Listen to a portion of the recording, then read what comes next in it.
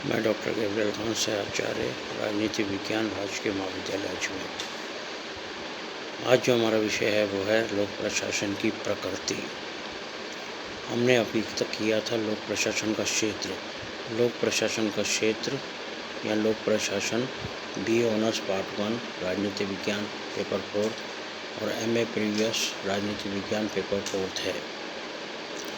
तो आज हम करेंगे लोक प्रशासन की प्रकृति। लोक प्रशासन की प्रकृति को दो भागों में विभाजित किया गया, दो विचारधाराओं में विभाजित किया गया। लेकिन पहले लोक प्रशासन की प्रकृति क्या है। किसी भी विषय की प्रकृति उसमें ली गई उसकी विशेषताएं, लक्षण से संबंधित है, जो उसके कार्यों को या रूपरेखा को स्पष्ट करती है।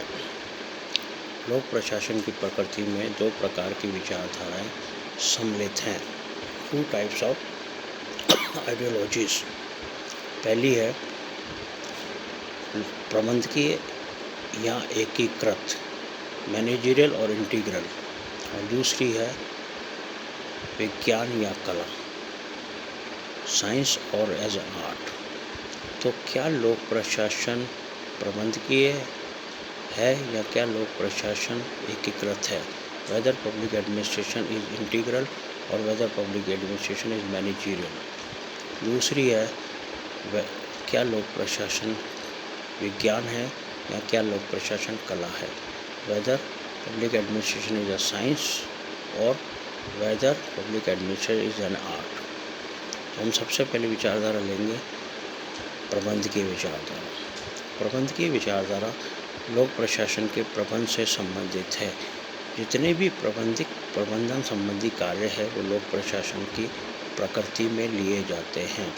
ऐसा माना जाता है कि लोक प्रशासन की प्रकृति केवल उच्च स्तरीय प्रशासनिक निर्णय लेने, नीति और कानूनों के व्यवहारिक क्रियान्वयन को सुनिश्चित करने, प्रशासनिक निर्णय लेने, नीतियों और कानूनों के व्यवहारिक क्रियान्वयन को सुनिश्चित करने, प्रशासनिक संगठन में नियंत्रण एवं व्यवस्था बनाए रखने तथा नियोजन एवं वित्तीय प्रबंध से संबंधित है। नियोजन एवं वित्तीय प्रबंध से संबंधित है। अर्थात इसका अर्थ क्या हुआ? अर्थात संगठन में उत्तरदायी उच्च पदों पर आसीन व्यक्ति और उनके कार्य लोक प्रशासन की प्रकृति को स्पष्ट करते हैं। जितने भी कार्य जो उच्च पद पर बैठे हैं व्यक्ति उनके द्वारा किए जाते हैं वह लोक प्रशासन की प्रकृति को स्पष्ट करते हैं। ये जो प्रबंधकीय दृष्टिकोण है यह लोक प्रशासन और निजी प्रशासन में किसी प्रकार का भेद नहीं करता है, क्योंकि जो कार्य लोक प्रशासन के द्वारा किए जाते हैं वही कार्य निजी प्रशासन के द्वारा किए जाते हैं। लोक प्रशासन का कार्य प्रबंधकीय विचारधारा के अनुसार केवल प्रबंध का कार्य है, तो ये निजी प्रशासन और लोक प्रशासन में किसी प्रकार का कोई भेद नहीं करता है। दूसरा आता है एकीकृत दृष्टिकोण। एकीकृत दृष्टिकोण के समर्थकों का मानना है कि न केवल उच्च स्तरीय अधिकारी उसकी प्रबंधक प्रणालियां या प्रबंध तक ही सीमित है।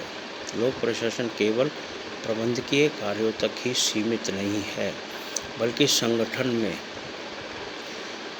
में कार्यरत सभी कार्मिक, जितने भी कार्मिक हैं, ब्रैकेट में लेना, चाहे वह चपरासी हो, ब्रैकेट बंद, जितने भी कार्मिक हैं संयुक्त रूप से प्रशासन को संचालित करते हैं।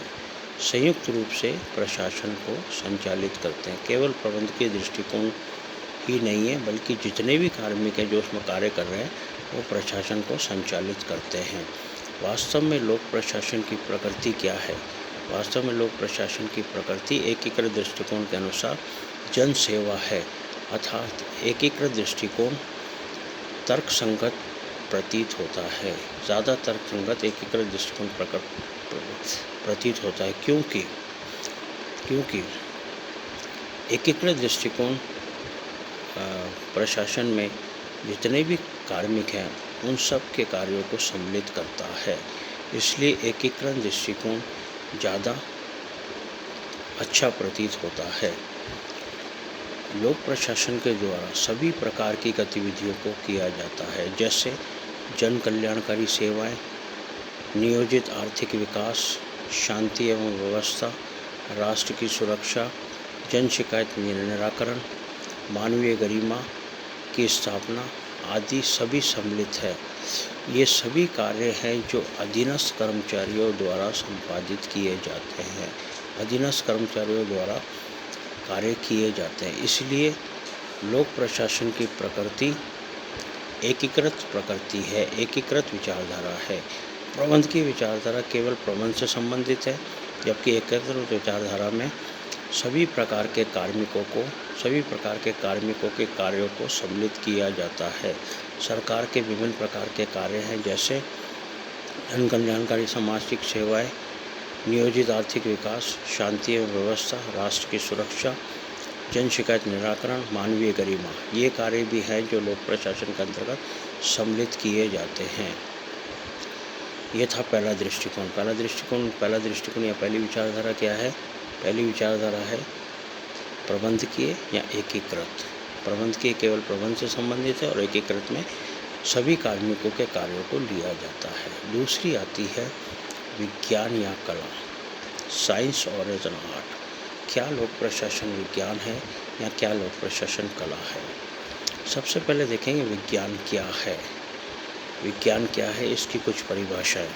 तो सबसे पहले विज्ञान क्या है, इसकी कुछ परिभाषाएं और प्राकृतिक विज्ञानों और सामाजिक विज्ञानों में अंतर। तो सबसे पहले विज्ञान क्या है? तथ्यों पर आधारित क्रमबद्ध ज्ञान को विज्ञान कहते हैं। तथ्यों पर जो आधारित क्रमबद्ध ज्ञान है उसे विज्ञान कहते हैं।